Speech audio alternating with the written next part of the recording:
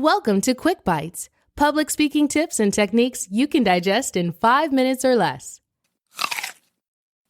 Here's your host, Peter George. I can't count how many times I've been asked, am I supposed to memorize my presentation? My standard and slightly confusing answer is no. And yes, but mostly no. Let me explain. Memorizing your entire presentation is not recommended, nor is it reasonable. Why? Well, first, memorizing a presentation verbatim, especially a long one, takes too much time and is nearly impossible. And when you couple this with the fact that most of us go about it in the wrong way to begin with, then the likelihood of your success is low. Second, if somehow you are successful at memorizing your presentation, when you go to deliver it, it's going to be rather lifeless. The odds are high that your delivery will be monotone and lack changes in inflection, tone, and pace. But let's say you are able to memorize it and deliver it well. That's great, right? No, it's really not. And here's why. When it comes time to present it to your audience, your adrenaline will be coursing through you, and you won't be as relaxed as you were when you were practicing. Consequently, you'll forget a word, phrase, or statistic. And when you do, you'll be lost. And when you get lost, you'll get frustrated or nervous. And that benefits no one. So what do? The answer is simple. You memorize 3 things. 1, your attention-grabbing opening. 2, your compelling conclusion. And 3, the topic of your points that you want to talk about in the body of your presentation.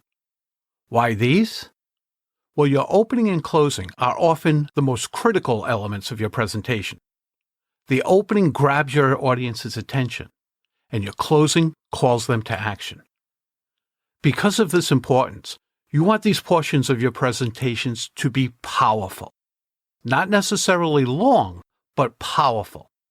And since they're usually brief, they're easy to memorize. And there's an additional benefit to memorizing your opening. Since you're likely to be most nervous at the beginning of your presentation, knowing what you're going to say and how you're going to deliver it helps ease your nerves. This brings us to the points you want to make. When you deliver your talk, you'll flesh out your talking points. And by rehearsing your talk, you'll get to know what you want to say about each of these points. But don't try to memorize every word. Simply remember the topic of each point, and when it comes time to present, you just have to remember the topics and then deliver the essence of each. You might be thinking at this point that there's still something you need to memorize, long quotes or passages. Well, no, you really don't. Because you're quoting what someone else said or wrote, you want to be exact. I completely agree. And this is where note cards come in handy. In large type, print the quote or whatever it may be on the card. When it comes time to deliver it, read it from the card. And this part is extremely important.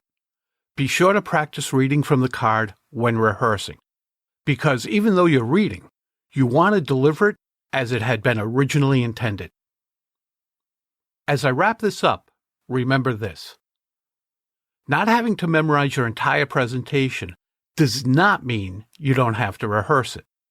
Rehearsing is a key factor in the difference between someone who gets up and speaks to an audience and someone who connects with their audience and serves them. Strive to be the second kind of presenter. Thank you for devouring another episode of QuickBites.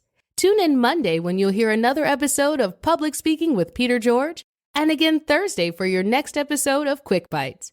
Until then, remember, when it comes to speaking in public, you've got this.